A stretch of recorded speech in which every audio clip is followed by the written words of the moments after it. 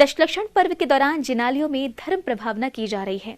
हरि पर्वत स्थित श्री शांतिनाथ दिगंबर जैन मंदिर प्रांगण में भी दशलक्षण पर्व बड़े ही हर्षोल्लास के साथ मनाए जा रहे हैं, जिसके अंतर्गत अरहम स्वधर्म शिविर का आयोजन किया गया है, जहां मुनिश्री ने पर्व के तीसरे दिन उत्तम आर्जव धर्म का महत्व अपने मंगल प्रवचनों में बताया। जैन समाज के सबसे बड़े पर्व दशलक्षण महापर्व के दौरान हरि पर्वत स्थित श्री शांतिनाथ दिगंबर जैन मंदिर में मुनिश्री 108 प्रणम्य सागर जी महाराज के सानिध्य में अरहम स्वधर्म शिविर का आयोजन किया जा रहा है, जहां शिविर में आने वाले हजारों श्रावक श्राविकाएं दशलक्षण महापर्व का भक्तिमय वातावरण का आनंद ले रहे हैं, जहां स्वयं मुनिश्री अपने सानिध्य में दशलक्षण महापर्व के 10 धर्मों का अनुपालन पूरे विधि विधान के साथ करा रहे हैं।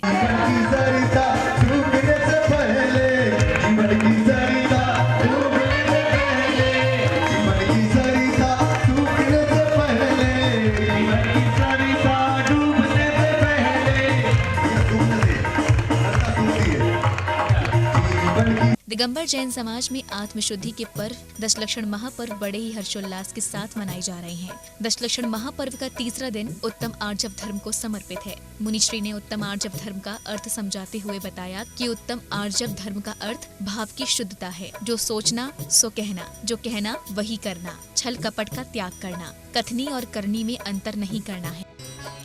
लोक के 3 भाग हैं।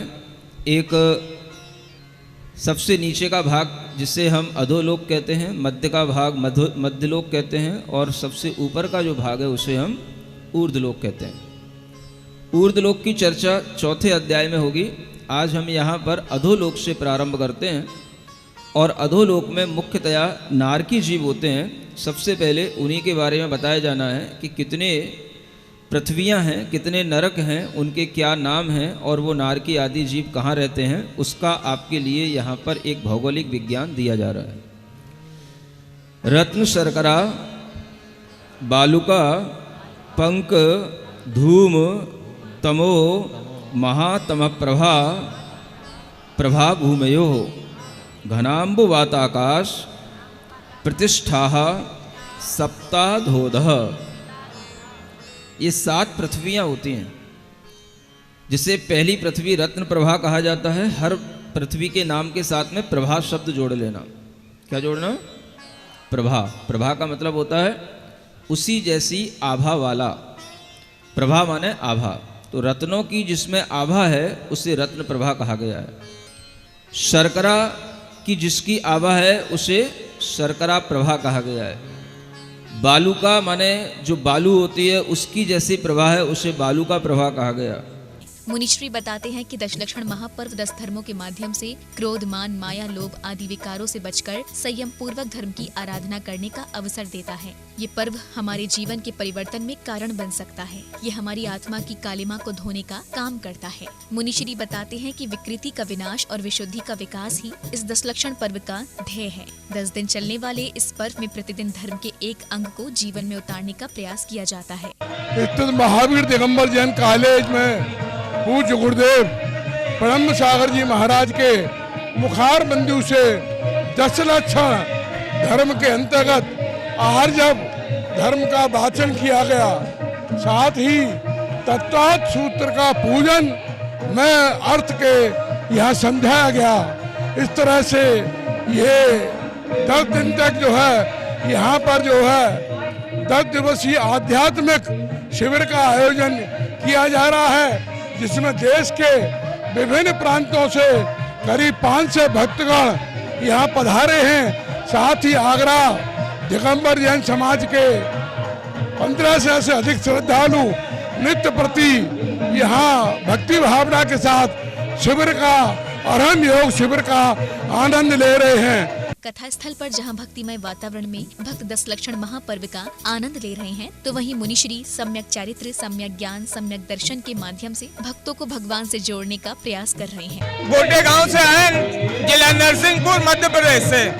आपके माध्यम से सभी लोगों को ये बताना चाहते हैं कि आनंद यदि लेना है तो गुरु जी के चरणों में आके आनंद लीजिए। बहुत ही आनंद आ रहा है, बहुत ही अच्छा मैनेजमेंट है यहाँ का, बहुत अच्छा लग रहा है, बहुत ही आनंद की अनुभूति हो रही है। 365 दिन में 355 दिन जो भी हम यहाँ करते हैं 10 दिन यहाँ आके गुरुजी के चरणों में आके बहुत ही आनंदित हो रहे हैं। हम लोग गोटे गांव से 35 से 40 की संख्या में यहाँ आए हैं और यहाँ पर्युषण महापर्व चल रहा है एमडी जैन इंटर कॉलेज में, इसको मनाने आए हैं। आज तीसरा दिन है, उत्तम आर्जव का दिन है। आर्जव में महाराज जी ने प्रवचन में बताया कि अपना अंदर से जैसे हैं वैसे ही बाहर से दिखाना चाहिए। कपट ना कीजिए, कोई चोरन के पुर ना बसें, छल नहीं करना चाहिए कभी हमें। जैसा हम अंदर से हैं वैसे ही बाहर से रहना चाहिए। सरल सदा स्वभावी होना चाहिए और कोई भी छल कपट से हमेशा दूर रहना चाहिए। महाराज जी के सुबह से 5:30 बजे से कार्यक्रम स्टार्ट होता है। सुबह योगा होता है, उसके बाद पूजा प्रारंभ होती है, उसके बाद महाराज जी के प्रवचन होते हैं।